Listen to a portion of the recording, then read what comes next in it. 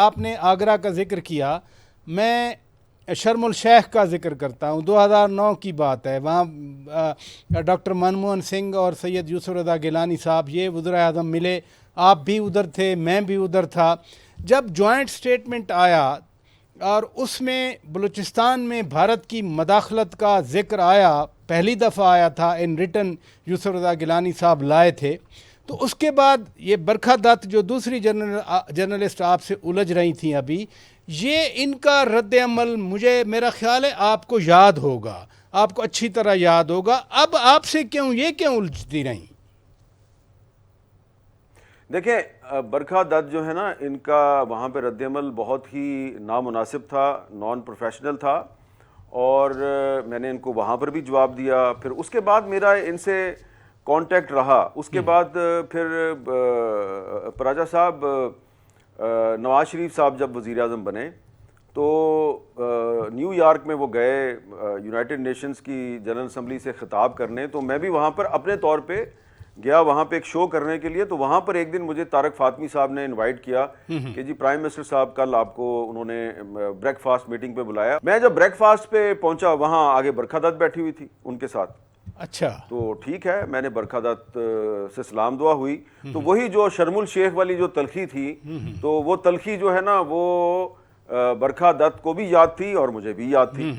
تو نواز شریف صاحب نے پوچھا کہ آپ دونوں تو پہلے اچھا ایک دوسرے کو کیا مسئلہ ہے؟ میں نے بتایا جی کہ یہ ان کے ساتھ میری وہاں پہ کچھ ڈفرینس آف اوپینین ہو گئی. انہوں نے کہا نہیں چھوڑیں، ہم نے جو ہے نا اب ان کے ساتھ معاملات ٹھیک کرنے ہیں، تو میڈیا کو بھی ایک دوسرے سے دوستی کرنی. تو میرے ان کے ساتھ کوئی تعلقات اتنے خراب نہیں تھے. اس کے بعد وہ کئی دفعہ پاکستان آئیں، میرے پاس بھی آئیں، دوبارہ اسلام آباد آئیں تو میرے شو پہ بھی آئیں.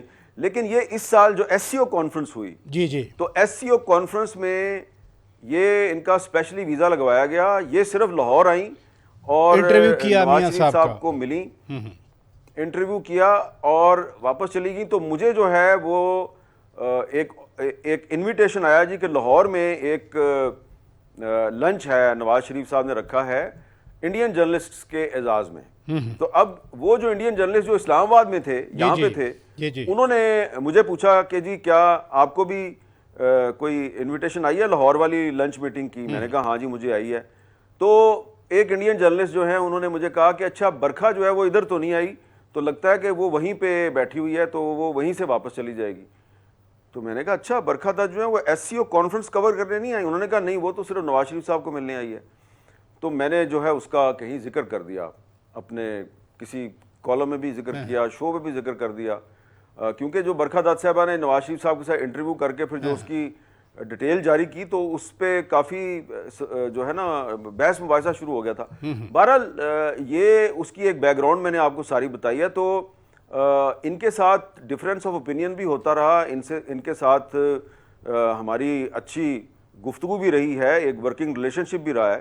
لیکن اگین جس دن انہوں نے یہ کہا کہ پاکستان ایئر فورس کا ایک پائلٹ گرفتار ہو گیا ہے اور میں تھوڑی دیر میں جو ہے نا اس کی تصویر بھی جاری کروں گی اور یہ بھی کروں گی وہ بھی کروں گی، میں نے اس کی بھی تردید کی. جب میں نے اس کی تردید کی تو انہوں نے پھر جو ہے وہ میرے بارے میں کچھ ایسی باتیں کہیں. لیکن میں ان کا تو میں نے نام نہیں لیا کہیں پہ، میں نے ان کا نام لے کے ان پہ تنقید نہیں کی. ان کے ساتھ جو کیا وہ راجدیپ سردیسائی نے کیا. تو یہاں پہ یہ بات بھی دیکھنے والی ہے کہ راجدیپ سردیسائی جیسے جرنلسٹ بھی ہیں انڈیا میں، جنہوں نے اپنے ہی ساتھیوں کی جو فیک نیوز اور ڈس انفارمیشن ہے اس کی مذمت کی. ایگزیکٹلی. بہت سارے میر صاحب بہت سارے جرنلسٹ یہ وہاں پہ سچ بھی بولتے رہے. آج بھی میں نے سنا کہ جیوتی ملہوترا ایک اور جرنلسٹ ہیں، ان کو بھی گرفتار کیا گیا.